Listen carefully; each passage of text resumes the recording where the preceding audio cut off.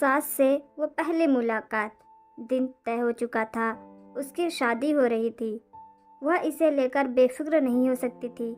टीना ने अपने कैरियर को बनाने के लिए वर्षों मेहनत की थी। अब वह साकार होने ही वाली थी, लेकिन नहीं, कोई उसकी नहीं सुन रहा था। उसे बताया गया था कि अब वह 26 साल की हो रही है और उसे अपना घर बसाना ही होगा। बहुत हो गया कैरियर बनाना। तो टीना इस वक्त सुनार की दुकान में अपनी भाभी सास के साथ चुप खड़ी थी। सास ने पारंपरिक सोने की चूड़ियों की ओर देखते हुए कहा, तुम मुझे आई कहकर बुला सकती हो।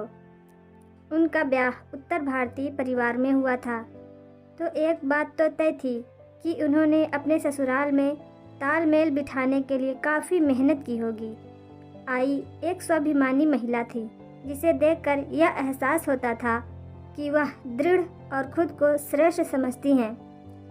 जैसे जैसे शादी का दिन नज़दीक आ रहा था, टीना भी खुद के भीतर एक जिद का एहसास करने लगी थी, जो कि उसकी सास की शख्सियत के साथ मेल खाने लगी थी।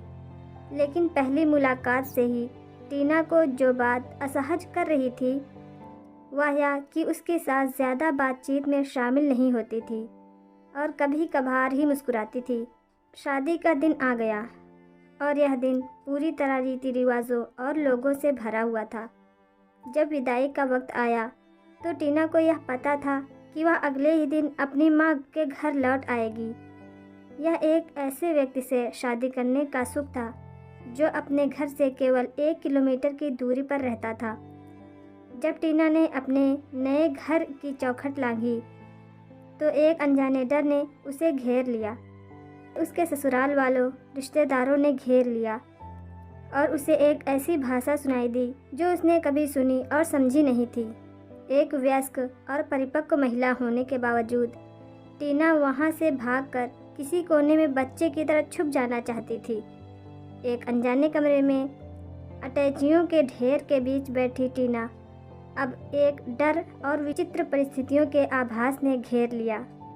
थकान और भावनात्मक रूप से ओत-प्रोत टीना की आंखों से आंसू बह निकले थे। अचानक उसने अपने कंधे पर किसी की मजबूत बाहों के स्पर्श को महसूस किया। उसमें सोने की पारंपरिक चूड़ियां जच रही थीं। ये बाहें अजनबी थीं, लेकिन सुरक्षा का एहसास भी दे रही थी। इसी एहसास से वह स्वतः आई से लिपट गई और उनके आंचल में अपना मुंह छिपा लिया।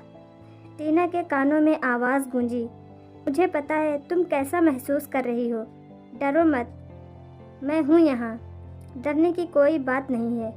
जिसे टीना अपना विरोधी समझ रही थी, वह अचानक ही उसकी सहयोगी बन गई थी। सही मायने में आज टीना की उसकी सास के साथ पहली मुलाकात थी और यह पहली मुलाकात पहली वाली मुलाकात से काफ़ी अलग थी।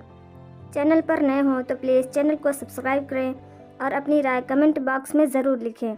उम्मीद करती हूँ कि ये छोटी सी स्टोरी आपको पसंद आई होगी। स्टोरी सुनने के लिए बहुत बहुत धन्यवाद।